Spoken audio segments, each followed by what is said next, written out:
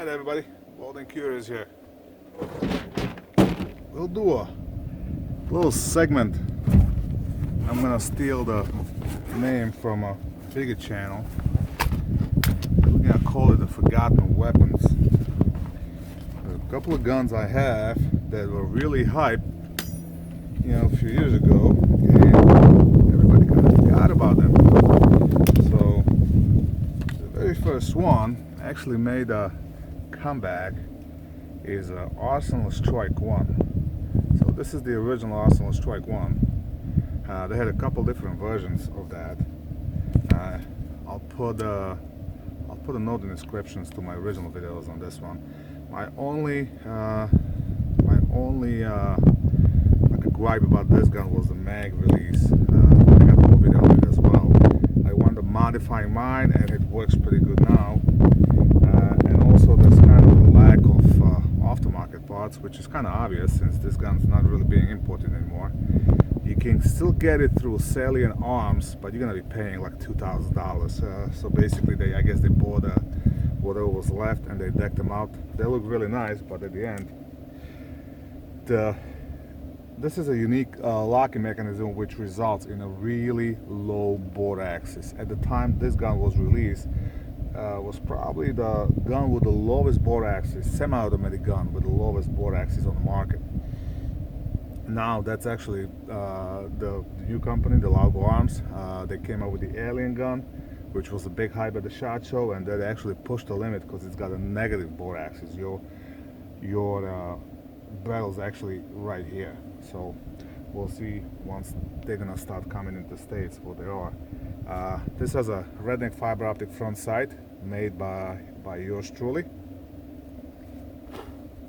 and the blacked out rear sight.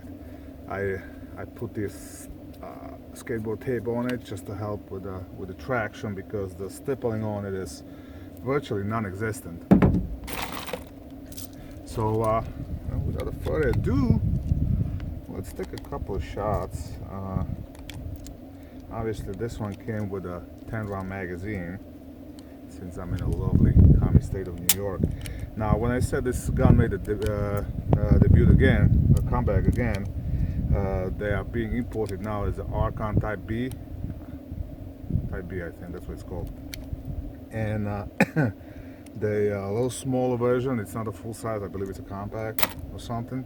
And I'm still waiting for the KB32 to send me his so I can test it and do a review on it. It's not exactly the same gun, but it uses the same lockup. And it's got a decent trigger, but not as nice as this one. This is one of the few guns that has the nicest trigger right out of the factory. I mean, it's got a little bit of the take up, but it's short. This little aftertake, but a beautiful reset. And the triggers, I don't know, it's gotta be sub 3 pounds, maybe even less than that. So let's see, let's take a couple of shots.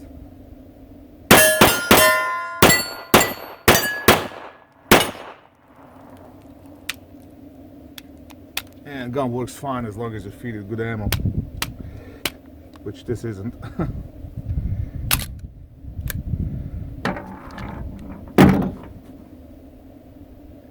Yeah, this one sneaked in, but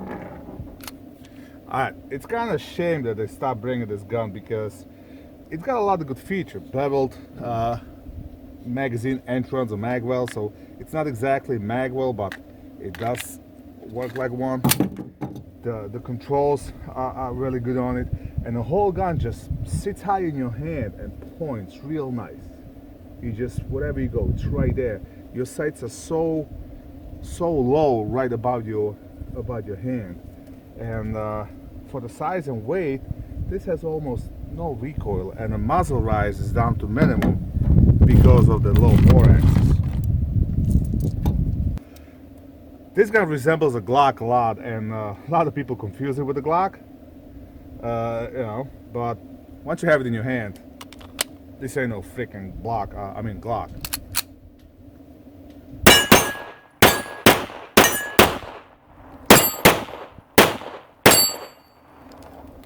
You can tell the follow-up shots are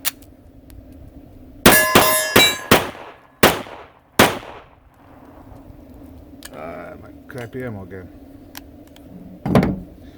I really gotta check my range ammo too from now on.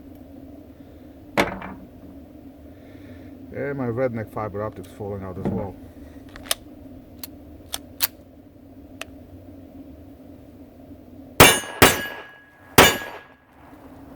Alright, so if you come across this gun, they had a couple of different versions. The one, I handled one that was in 40, and that one had a horrendous trigger. Trigger was just brutal. This one sat in the gun shop for a while. Nobody really knew what it is, and the color on it is kind of ugly, and it gets like the polymer just gets dirty. You know, gets dirty, and it kind of retains the dirt. So I guess that was one of the reasons nobody wanted it, and I kind of stalled it. I got it for a really good deal. I don't remember how much I paid for it, but you know, it was quite a bit less than I saw them online. The guy just wanted to get rid of it, and I was happy to take something unique, you know, and that's what this gun is. It is a little unique. It's a great shooter. It's actually a great competition gun. It's USPSA, IDPA legal, so it's definitely one of those, you know, that I probably never sell. There you have it. As always, have fun. Keep shooting.